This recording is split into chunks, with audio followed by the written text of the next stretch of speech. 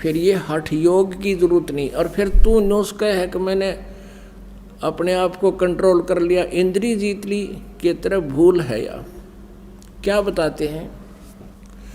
कुरंग मतंग पतंग सिरंग भरंगा, इंद्री एक ठगो तिस अंगा।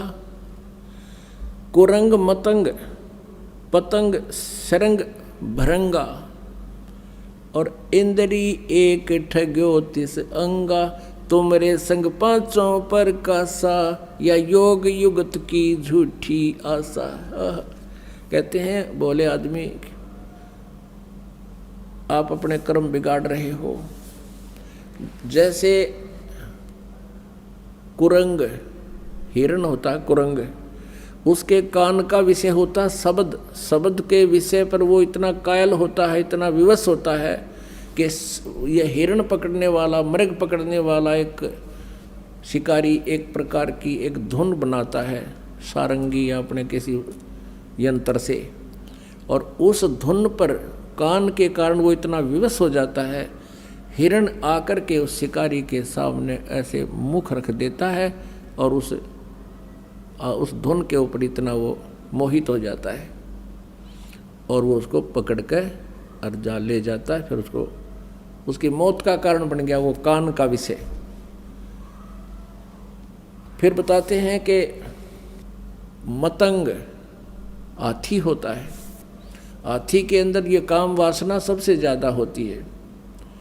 हाथी पकड़ने वाले क्या करते हैं, एक हथनी को ट्रेंड कर लेते हैं और एक गड्ढा बना लेते हैं, वहाँ काफ़ी लंबा खाई सी खोद देते हैं 5-7 फुट चौड़ी लंबी, और उसके ऊपर दोबारा उसको छात देते हैं बोदे बोदे लकड़ों की, उसके ऊपर मिट्टी डाल देते हैं, मिट्टी के ऊपर घास लगा देते हैं, ताज़ा घास पाड़ के उसके ऊपर लगा देते हैं, पानी पुनी छिड़क देते हैं, और हथनी को हाथियों के झुंड में छोड़ देते हैं। वो जाती है हाथी के साथ सप्रस करती है अपने शरीर को उसको उत्तेजित करने के लिए। हाथी उत्तेजित होकर के 2-4 हाथी उसके पीछे चल पड़ते हैं, वो फिर भाग लेती है वापस उसी दिशा में जहाँ से उसको छोड़ा गया था। वो सीधा भागी आती है, पहले तो हाथी उसके पीछे पीछे भाग रहे होते हैं, फिर वो साइड काट के, कि उसको पता होता है कि यहाँ तूने नहीं आना, वो उस स्थान को छोड़कर जहाँ गड्ढा बना रखा होता था उसके साइड से काट के फिर हाथी उसकी तरफ भागते, तो फिर उसी तरफ काट के एकदम कट के फिर सीधी भाग लेती है। यानी उनको ऐसा ट्रेंड कर रखा है, वो एक बार ऐसे भागेगी वो स्वयं साइड पकड़ के आती है और फिर सीधी इधर भाग लेती है, तो हाथी फिर सीधे ही भागे आते हैं उसके पीछे और उस खाई में गद गद 3-4 कट्ठे पड़ जाते हैं, गिर जाते हैं और फिर सारी दिन चिंगाड़ मारते रहते हैं। और वो हाथी माल पकड़ने वाले ऊपर खड़े होकर के उनके लंबे लंबे भालों से उनके सिर में ठोकते रहते हैं। 2-3 दिन उनको आहार नहीं मिलता, तब वो समर्पित कर जाते हैं, निढाल हो जाते हैं, तब उनको पकड़ कर लाते हैं। अब क्या बताते हैं, कुरंग मतंग पतंग सिरंग भरंगा, इंद्री एक ठग्यो तिस अंगा। फिर पतंग, अब वर्षा के दिनों में आप देखोगे लाइट के ऊपर पहले दीपक होते थे बगैर कवर के, और ये जीव जंतु पतंग उड़ कर सीधे उस दीपक के ऊपर गिर जाते हैं और जल के मर जाते हैं। उनके बस की बात नहीं, वो इतने विवश हैं उस रूप के ऊपर, वो बहुत आसक्त है, वो मर जाते हैं, हटते नहीं।